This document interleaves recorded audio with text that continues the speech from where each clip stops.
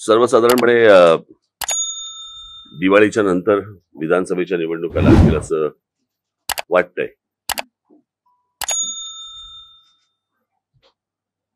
एवढ्यासाठीच बोललो कारण जोपर्यंत आचारसंहिता लागत नाही तोपर्यंत काही खात्री नाही. कारण स्थानिक स्वराज्य संस्थांच्या निवडणुका गेल्या आता काही ठिकाणी तर 4 वर्ष जरी नाहीयेत, 3 वर्ष जरी नाहीयेत, 2 वर्ष जरी नाहीयेत. पण साधारणपणे आताच्या लोकसभेनंतर या विधानसभेच्या निवडणुका लागतील दिवाळीनंतर असं वाटतंय. आणि त्या निवडणुकांच्या दृष्टिकोनातनं एकूणच उमेदवार आणि या सर्व गोष्टींची चाचपणी करण्यासाठीचा माझा हा दौरा आहे. जसा पहिला टप्पा मराठवाडा झाला पूर्ण, आता विदर्भाचा हा टप्पा माझा पूर्ण होईल, उद्या पूर्ण होईल तो. आणि त्याप्रमाणे मी काही ठिकाणी मी उमेदवार देखील जाहीर केले. आणि अजून काही जसे जसे पुढच्या टप्प्यामध्ये एक वेगवेगळ्या ठिकाणचे उमेदवार मी जाहीर करत जाईन. त्याच्यामुळे आता नाव यू शूट.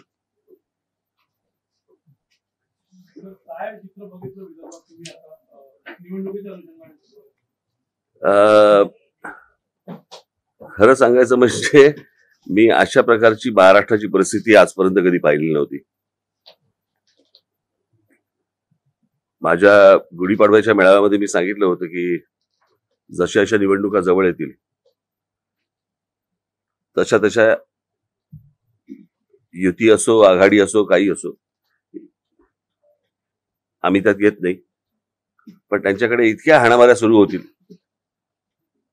तिकीट वाटपावरनं की ते सगळे पक्ष बेजार होतील. त्याची एक झलक मला असं वाटतं आपण लोकसभेच्या वेळेला थोडीशी पाहिली सगळ्यांनी. पण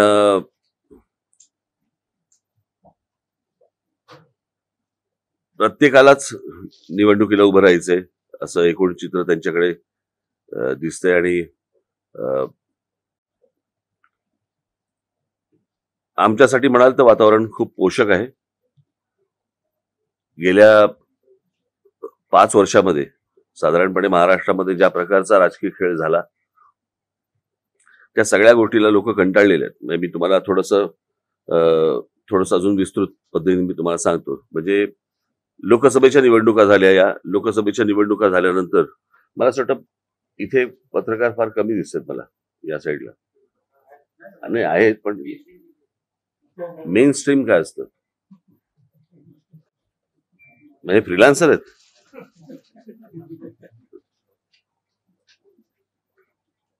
लोकसभेच्या निवडणुका झाल्या आणि त्या लोकसभेच्या निवडणुकीच्या वेळेला माझ्या डोळ्यावरती फ्लॅश मारत वगैरे, फ्लॅश इथे मार, फोटो इथे काढ.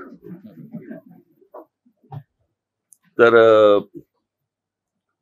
ज्या प्रकारचं मतदान झालं आणि आघाडीला काय ते उद्धव ठाकरे, शरद पवार आणि या सगळ्या काँग्रेसला ज्या प्रकारचं मतदान झालं ते मतदान आपण नीट समजून घेतलं पाहिजे. आणि तुम्ही समजून घेतलेलं असणारच अर्थात. पण मी परत विधानसभेकडे येण्यासाठी आपल्याला थोडंसं सांगतो. त्यावेळेला या देशातल्या संपूर्णपणे एक गठ्ठा मुस्लिम समाजाने भारतीय जनता पक्षाच्या विरोधात, खास करून मोदी आणि शहा यांच्या विरोधात मतदान केलं. तसंच भारतीय जनता पक्षाच्या काही लोकांनी अबकी बार काय 400 पार याच्यावरनं संविधान बदलणार असे त्यांच्याच लोकांनी स्टेटमेंट केल्यानंतर त्या प्रकारचं वातावरण तयार झालं. त्याच्यामुळे या देशातल्या जवळपास एक गठ्ठा दलित समाजाने, बांधवांनी, भगिनींनी, त्यांनी सगळ्यांनी मोदी आणि शहांच्या विरोधात मतदान केलं. ते anti Modi, anti Shah voting होतं. ते काही उद्धव ठाकरे आणि शरद पवारांच्या प्रेमाखातर झालेलं मतदान नव्हतं. त्याच्यामुळे ती जी वाफ होती ती वाफ लोकसभेला निघाली. आता विधानसभेची जी निवडणूक आहे या विधानसभेच्या निवडणुकीला गेल्या 5 वर्षामध्ये या लोकांनी जे राजकारण केलं महाराष्ट्रात, ज्याला आपण गलिच्छ राजकारण म्हणू, ते राजकारण लोक विसरलेले नाहीयेत, विसरणारही नाहीत. ज्याला आपण मतदारांशी प्रतारणा करणं म्हणतो आपण, ती प्रतारणा या महाराष्ट्रामध्ये झाली. आणि ज्या प्रकारचा चिखल महाराष्ट्रामध्ये झाला तो मला नाही वाटत यापूर्वी कधी गेल्या 50-60 वर्षामध्ये महाराष्ट्रातल्या मतदारांनी कधी बघितला असेल किंवा विचार केला असेल की आपल्या महाराष्ट्रामध्ये अशा प्रकारची गोष्ट होऊ शकते. आणि त्याच्यामुळे मतदार ही गोष्ट विसरलेली नाहीयेत आणि त्या गोष्टींचा राग ते येणाऱ्या विधानसभेच्या निवडणुकीला निश्चित काढतील. हे मला ज्या मी फिरतोय, ऐकतोय, बघतोय, वाचतोय या सगळ्या गोष्टीतनं मला जे दिसतंय ते मी तुमच्या समोर मांडलं.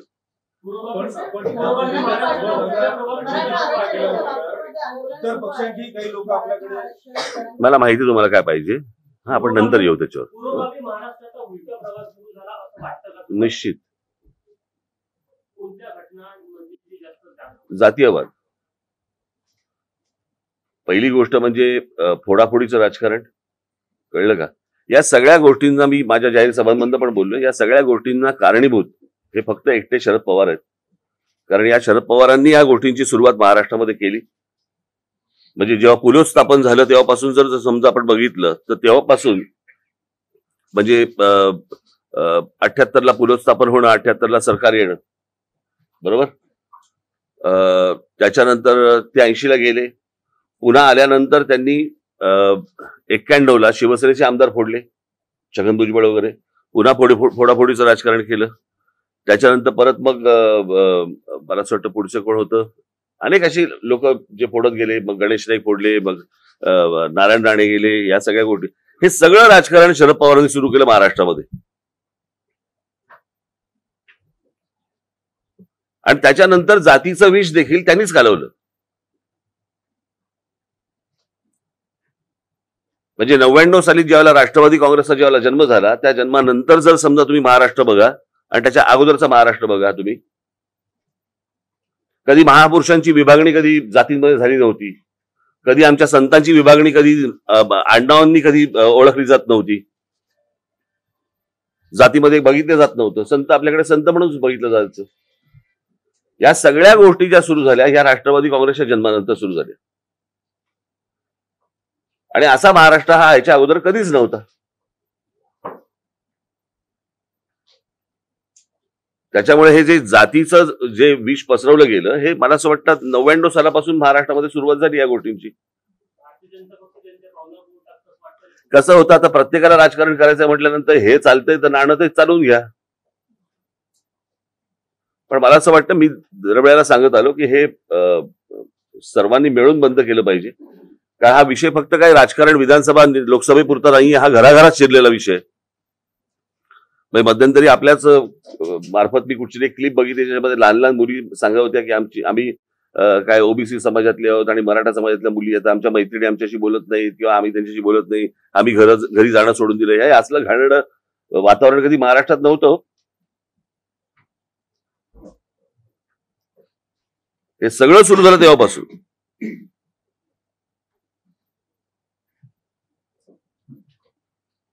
बोला. मी बोलतो ना, तुम्हाला माहिती आहे तुम्हाला काय पाहिजे ते. कळलं का? मी मगाशी सांगितलं ना तुम्हाला. हा, तुम्हाला अपेक्षित जे काय आहे ना ते मी बोलीन त्याच्यावरती. हा, मी स्वतःहून तुम्हाला सांगेन ते मराठा आरक्षणाचा विचार म्हणून. मला हे जे आहे ना हे, कळलं का? ह्यामुळे सत्यानाश झालाय सगळा. ज्या मराठवाड्यामध्ये मी गेलो तिथे आग लावणारे पत्रकार होते आणि त्या पत्रकारांनी काय काय गोष्टी घेतल्या होत्या हेही मी जाहीर केल्या होत्या त्याच्यात. त्याच्यामुळे हे शांत व्हावं याच्यासाठी कोणी प्रयत्न नाही करत आहेत. अजून आग कशी लागेल याच्यासाठीच जास्ती प्रयत्न सुरू आहेत. एकच मिनिट थांबतो, त्यांना काहीतरी प्रश्न विचारायचा. माझी मान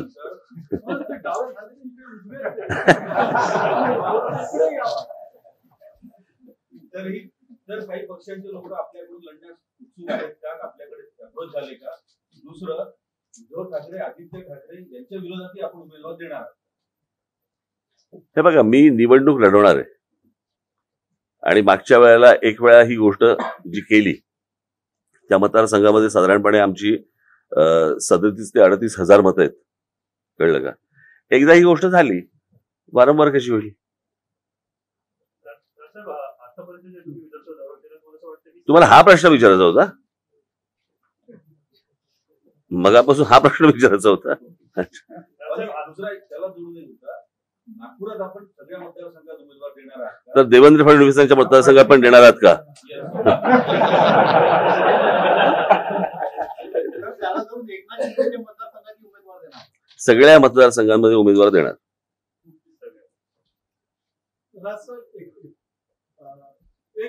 एक आव्हान तुम्ही याच्या आधी केलं, आता दरवेळेस अतिशय पोटतिडकीने आव्हान करताय की माझ्या हाती सत्ता द्या, महाराष्ट्र सुखासारख्या सरळ. यापूर्वी पण तुम्ही हे आव्हान केले, पण तरी देखील तुमच्या हाती सत्ता देत नाही. तर याच्यावरच्या कारणांचं काय? देतील ना. मला असं वाटतं 52 सालापासून भारतीय जनता पक्ष पण हेच बोलतोय. जेव्हा जनसंघ होता ना तेव्हापासून ते पण हेच सांगत होते. 2014ला आली हातात सत्ता. वेळ लागतो. लोकसभेची वाफ आहे, त्याचा फायदा होईल असं वाटतं तुम्हाला? विधानसभेत ती संपली ना, आता गेली ना हवेत. आता विषय विधानसभेचा आहे ना. हो, तुम्ही म्हणलं ना की लोकसभेची वाफ म्हणजे आता विधानसभेत निघेल, याचा फायदा होईल. निघाली असं म्हणालो मी. मला बरोबर बोलतो ना मी. मी निघाली असं म्हणालो मी. महायुतीला असं वाटतं की लाडकी बहीण योजनेचा त्यांना खूप फायदा होणार आहे. आपलं आकलन काय आहे याच्याबद्दल? लोक खूप हुशार आहेत. कळलं का? असे जर पैसे मिळत असतील तर नक्की घेतील.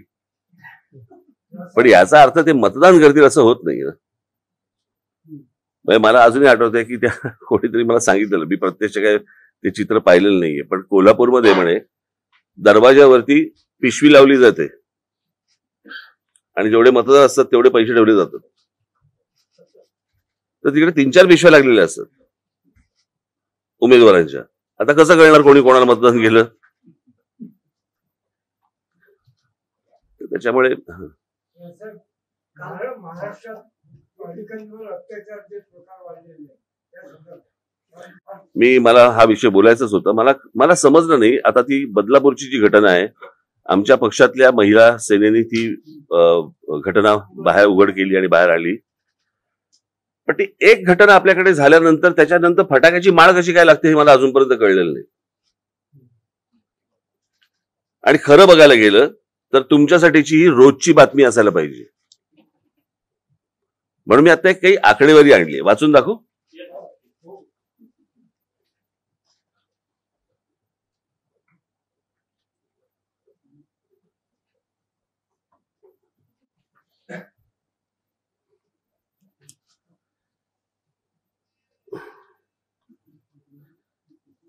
ही माहिती आहे नॅशनल क्राईम रेकॉर्ड्स ब्युरोची.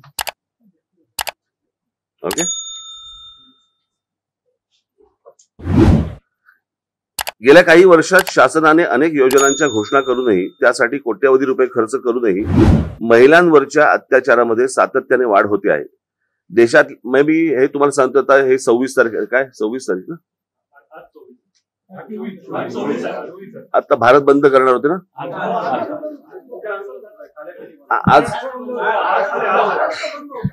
आज हा महाराष्ट्र बंद केले होतं. ज्यांनी हाक दिली ना त्यांच्यासाठी पण आहे आणि अत्याचारांसाठी पण आहे. महिलांमध्ये अत्याचारामध्ये सातत्याने वाढ होते आहे. देशातल्या सर्वात प्रगत राज्याची राजधानी मुंबईमध्ये आज महिला आणि मुलींना सुरक्षित वाटत नाही. आकडेवारी इतकी वाढते आहे की आपल्या राज्याची तुलना ही सतत उत्तर प्रदेश आणि बिहारशी केली जात आहे. 2023-24च्या आकडेवारीनुसार राज्यात महिला तरुणींचा विनयभंग आणि छेडछाडीचे सर्वाधिक गुन्हे मुंबईत नोंदवले गेले आहेत. त्यापाठोपाठ पुणे आणि नागपूर शहराचा क्रमांक आहे. यामध्ये समाज माध्यमांवरून होणाऱ्या प्रकरणांचाही समावेश आहे.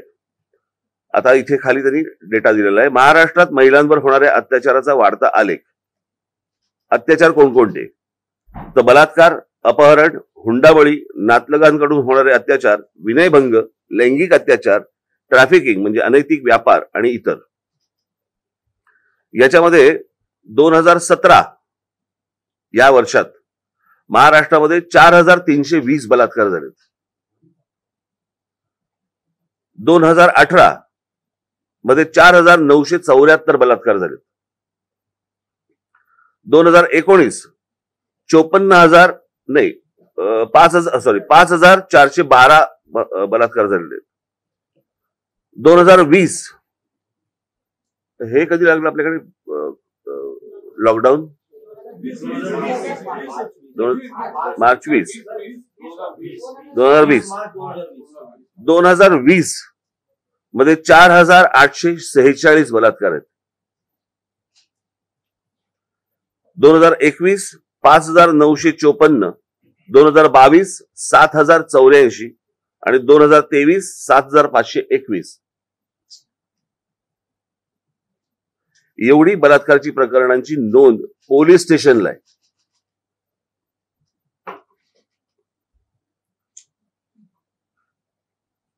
एक खालची आकडेवारी तुम्हाला पाहिजे असेल मी तुम्हाला देतो मी सगळ्यांना, तुम्ही द्या पुढे. महाराष्ट्रातल्या या आकडेवारीनुसार इथे दर तासाला एक गंभीर गुन्हा नोंदवला जातो.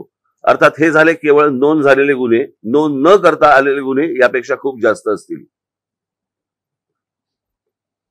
नॅशनल क्राईम रेकॉर्डच्या ब्युरोच्या नुसार 2022च्या नुसार आकडेवारीनुसार महाराष्ट्रात उत्तर प्रदेशच्या खालोखाल महिलांवरील अत्याचाराची प्रकरणे समोर आली आहेत. महाराष्ट्रात 2019 ते 2021 या कालावधीत 18 वर्षे आणि त्याहून अधिक वयाच्या महिला बेपत्ता झाल्याची 1,0842 प्रकरणे आहेत. शहाजी जगताप यांनी ही जनहित याचिका मुंबई हायकोर्टात दाखल केली होती. या याचिकेच्या सुनावणी दरम्यान ही आकडेवारी समोर आली. बीड आणि सांगली, आता गंमत बघा, बीड आणि सांगली येथील महिला ऊसतोड कामगारांच्या नकळत गर्भाशये काढली जायची अनेक प्रकरणे समोर आली आहेत. कामामध्ये सुट्ट्या पडू नयेत म्हणून त्यांच्या आरोग्याशी असा खेळ सुरू आहे या 2 जिल्ह्यांमध्ये.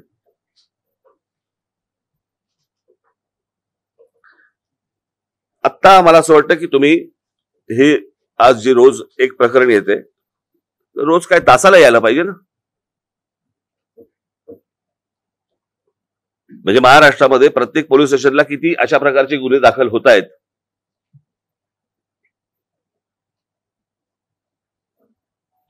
आणि मला फक्त एवढंच म्हणायचंय की जे इतके दिवस दाखवले जात नव्हते, हे आता एक बदलापूरचं प्रकरण आलं, अत्यंत दुर्दैवी, या ठेचलेच पाहिजे लोकांना. आणि याचं कारण आपल्याकडे अजून कठोर शासन किंवा कठोर कायदा या बाबतीत होत नाही म्हणून. मग आता साधी गोष्ट आपण बघूया, त्या कोणते दिल्लीत प्रकरण झालं होते, निर्भया प्रकरण. त्या निर्भया प्रकरणामध्ये त्या लोकांना कोण कळले, कशा प्रकारचा बलात्कार झाला हेही कळलं, किती निघृण प्रकारे झाला. त्याला फाशी कधी झाली, किती वर्षांनी झाली. आता एवढा जर समजा एका केसला जर डिले होत असेल, यांचं काय करायचं मला जरा सांगा.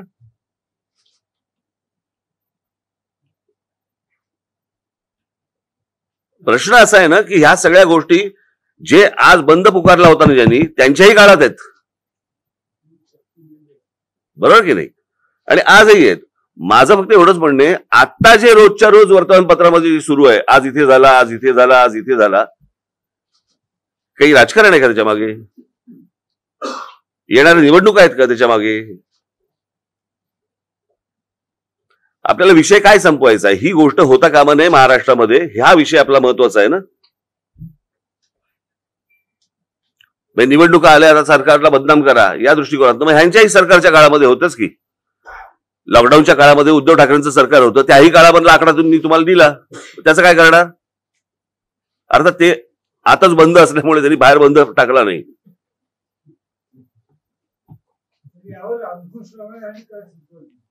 काही सरकारला कायदा करायला लागेल त्या बद्दलचा.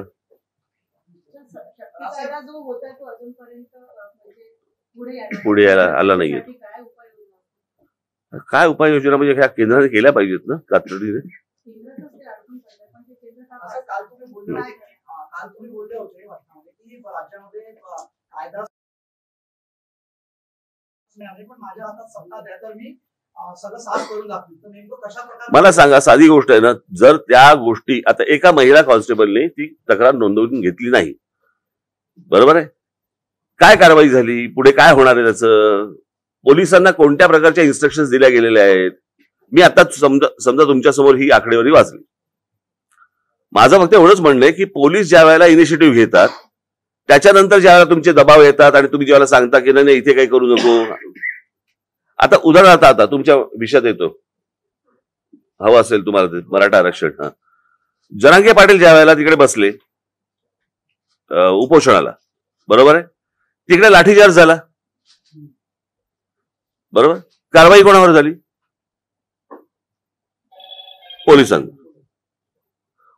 पोलिसांना सुचलं लाठीचार्ज करावा.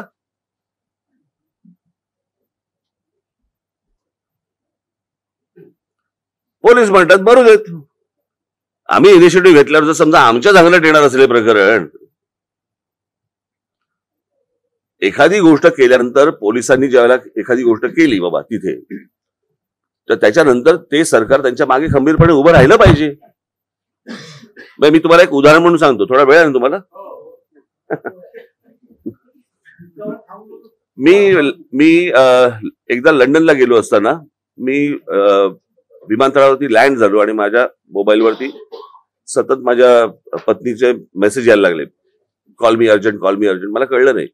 लँड झाल्यावरती मला कळलं तिथे, आणि पायलटने अनाउन्समेंट केली की नुकताच काही तासांपूर्वी लंडनमध्ये बॉम्ब ब्लास्ट झाले.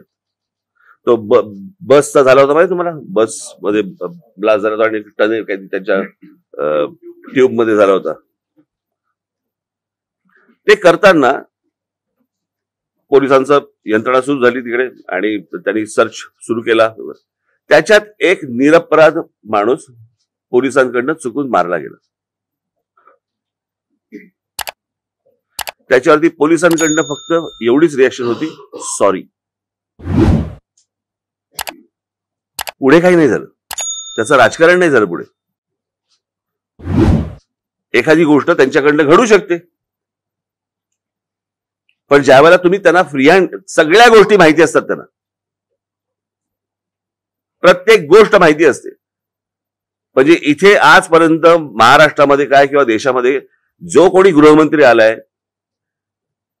त्याला शून्य माहिती असते कुठे काय चाललंय आणि कुठे काय होतंय ते. पण पोलिसांना या सगळ्या गोष्टी माहिती असतात. सरकारने इनिशिएटिव्ह घेऊन जर समजा त्यांना पुढे सांगितलं की करा, म्हणजे तुम्ही जे मगाशी म्हटलात ना माझ्या बाबतीत, करा सांगितलं, साफ करून ठेवतील सगळं. इतकी म्हणजे मुंबई महाराष्ट्र पोलिसांमध्ये ताकद आहे. आपण त्यांना जर समजा त्यांच्या पायात बेड्या घातल्या आणि सांगितलं की आता धावा म्हणून, कसे धावतील? सध्या कशाला पाहिजे? गेल्या सगळ्याच सरकारांमध्ये झालं ना ते. बोला कोणाचं काय करायचं? हे घेऊन बसलेत ते आपल्या, काय करायचं त्यांचं? काय करायचं त्यांचं?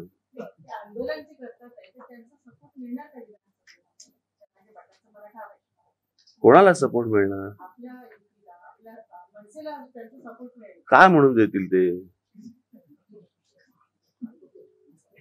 माझ्या संकल्पना सगळ्या वेगळ्या आहेत या बाबतीतल्या, ज्या माझ्या मांडून झालेल्या आहेत आणि त्या मी पब्लिकली मांडल्या आहेत, प्रेस कॉन्फरन्स घेऊन मांडलेल्या आहेत. त्या मला असं वाटतं तुमच्यापर्यंत आल्या असतील.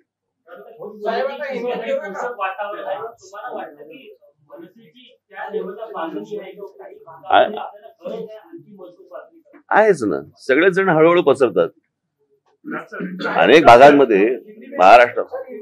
नाही रे बाबा, मला हिंदी माझं, अरे नाही रे बाबा, नको. तुम्ही नेहमीच म्हटलंय की फ्री वाटपचं राजकारण तुम्ही करत नाही. मागच्या वेळी तुम्ही नागपूरला तुम्ही म्हटलं की फ्री वीज, फ्री हे, ते तुम्हाला पटत नाही, कमी दरात द्या पण फ्री नको द्या तुम्ही म्हटलं. माझा प्रश्न असा की आता लाडकी बहीण असे बरेच स्कीम्स आले, जर तुमच्या हातात सत्ता आली तर तुमचा काय? नाही, मला असं वाटतं तुम्ही लोकांना अशा प्रकारे डिले करून चालणार नाही. लोकांना कामाला लावा ना. लोक कामं मागतायत ना, फुकटचे पैसे नाही मागत आहेत. शेतकरी फुकटची वीज नाही मागत आहे, त्या विजेमध्ये खंड नको एवढंच तो मागतोय. तुम्ही पहिल्यांदा ह्या लोकांच्या मागण्या तर समजून घ्या. तुम्हाला बरं फ्री म्हणजे कोणाचं आहे? ते लोकांचं आहे. आता जे पैसे दिले जात आहे तो लोकांचा टॅक्स आहे ना.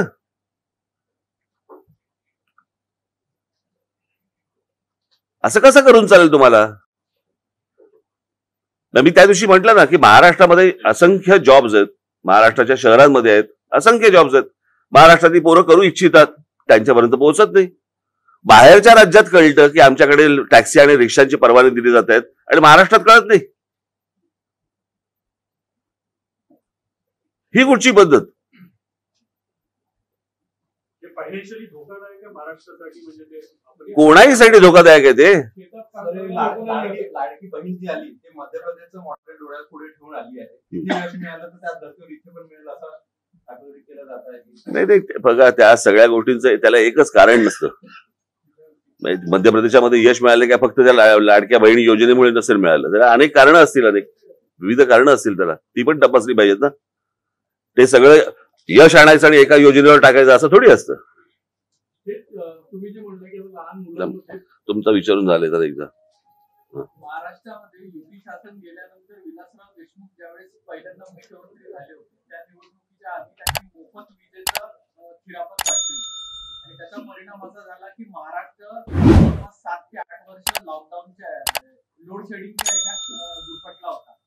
आता ही जे 1500 रुपये लाडके नाही, पण मला असं वाटतंय की आता हा पहिला महिना जाईल, कळलं का, दुसरा महिना एखादा कदाचित जाईल. पैसे कुठे सरकारकडे? त्याच्यामध्ये अजित दादांनी पण सांगितलं नाही का, निवडून दिला तरच पुढचा. तसं होणार नाही. ते किती तुम्ही पैसे सरकारकडे पैसे पाहिजेत ना. सही करून निघालो चेकवर. कशावरती? पहिल्या हप्त्याची असेल. तुम्ही महायुतीची जी सभा झाली होती मोदींच्या आधी तुमचं गाठून झालं होतं, तर तुम्ही एक 5 मागण्या केल्या होत्या जिल्हागड प्रमुख अभिजात दर्जापासून तर त्याच्या पाठपुराव्यासाठी काय मी भेटणार आहे त्यांना. मी आता भेटणार जाऊन. विधानसभेच्या निवडणुकीमध्ये स्वतंत्र लढणार की मित्र पक्ष म्हणून कुणाला सोबत घेण्याचा स्वतंत्र काय इंडियन घ्या ना. नाही हो, नाही.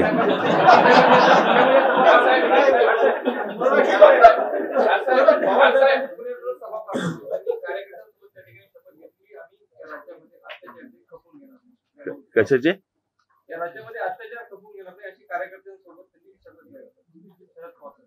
अत्याचार? कसले अत्याचार? तुमच्या हातात ज्यावेळेला सरकार येतात त्यावेळेला या गोष्टी करा ना. असल्या शब्द कसले घेताय?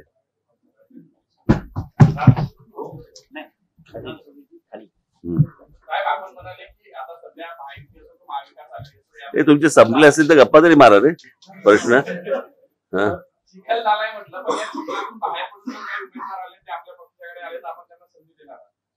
इच्छा आहे.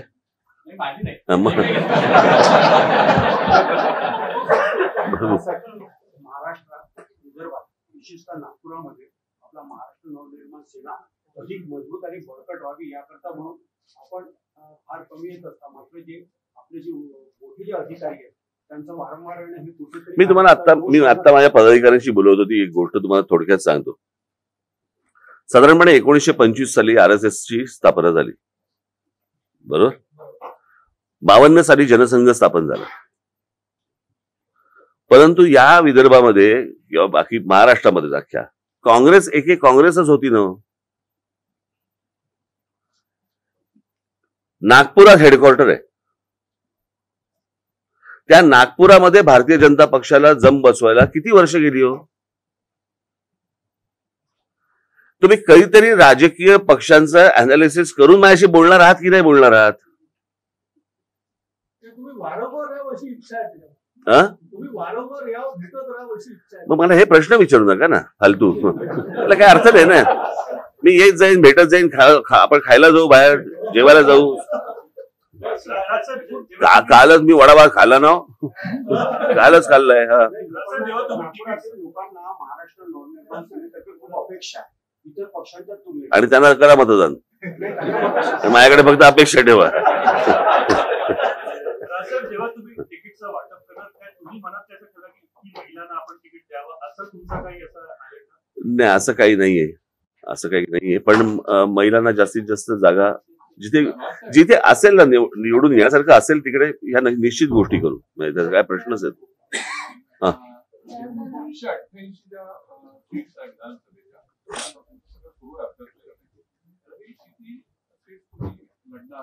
बघा, मी तुम्हाला सांगतो 2009 साली आम्ही जवळपास 230 ते 240 जागा आम्ही लढवल्या होत्या.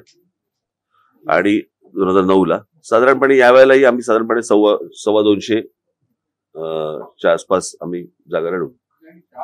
200 250 च्या आसपास. काही ठिकाणी तुम्हाला स्ट्रेन जाणवत होता.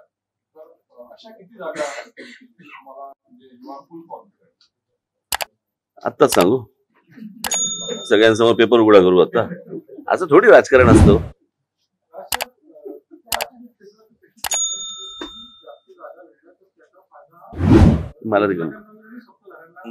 मला काही देणं घेणं नाही त्या गोष्टींची. मला माझ्या पक्षाची देणं घेणं. वाईट मारून नका घेऊ, तुम्ही त्याच पक्षात आले. तुमच्यासाठी क्राऊड खूप असतो आणि क्राऊड तुम्हाला खूप चाहतं पण प्रेस असेल किंवा तुमची सभा असेल, पण फक्त सीट्स निवडून न येण्याच्या मागं. मी पुन्हा तेच सांगितलं ना, राजकीय पक्षांचा एकदा अभ्यास करा आणि अभ्यास केल्यानंतर आपण माझ्याशी बोला. अटलजींच्या भाषणाला आणि बाळासाहेबांच्या भाषणाला देखील प्रचंड गर्दी व्हायची. त्यांच्या सीट नाही यायच्या. त्याला एक काळ जावा लागतो, त्याला एक वेळ जावा लागतो. कळलं का? कुठचंही वर्तमानपत्र आणि कुठचंही चॅनल पण असंच गंमत म्हणून उभं राहत नसतं. तुम्ही युट्यूब वाले आहात का? युट्यूब उभं राहायला किती काळ गेला जरा एकदा तपासून घ्या. तुमचं राजकारण अग्रेसिव्ह स्टाईल आहे, तुमच्या मनात तुम्ही बोलता, पण तुमचे जे सहकारी आहे आणि न्यू जनरेशन आहे, तुम्हाला कधी सांगतात का की थोडा डिप्लोमॅटिक आता? हो, मला सांगतात. हो, जास्ती खरं बोलू नका. नाही, अमित नाही, बाकीचे सगळे सांगतात. पण तुम्ही चेंज होणार का? नाही, आता काय असतं, सुधारायचं एक वय निघून जातं आणि बिघडायचं एक वय निघून जातं. क्वेश्चन आहे, युथ बद्दल आपण बोलतात की सजेशन्स मिळतात युथकडून, मग पार्टीमध्ये जेव्हा इलेक्शन्स येतात किंवा काही, तेव्हा युथला चान्सेस का मिळत नाही? कारण एक एक्झाम्पल, युथचा अर्थ सांगा मला. युथ म्हणजे युवा पिढी आहे किंवा मग हे कोण आहे बाहेर जे आहेत ते? म्हातारे आहेत? अदरवाईज पण आपण बघतो काँग्रेसमध्ये सुद्धा आपण बघितलंय की युवांचा पक्ष म्हणून काँग्रेसला संबोधलं जातं, पण असं काही दिसत नाही. तिथे पण अबाव 50 वगैरे आहेत. तिथे पण आम्हाला असंच काही दिसतं. युवा गुड लुकिंग असं म्हणायचं तुम्हाला?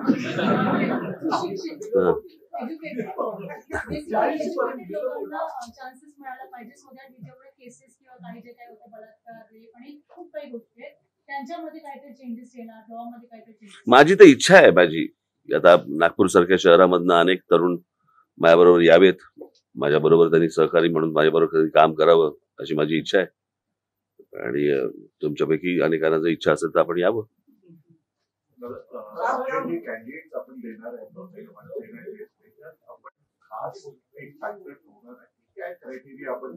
मी तुम्हाला एक गोष्ट सांगतो. आमच्या सगळ्या जिल्ह्यांमध्ये आम्ही आमचे पक्षाचे टीम्स पाठवलेले आहेत आणि ते ह्या गोष्टींचा अनालिसिस करून माझ्यासमोर आणले.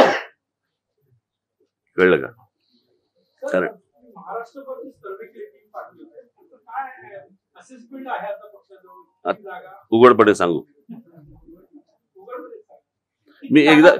मला एकदा तुमच्या ना चॅनलची जेव्हा तुमची मीटिंग असते ना, ह्याला काढायचा ह्याला घ्यायचा वगैरे, मला एकदा बसवाल?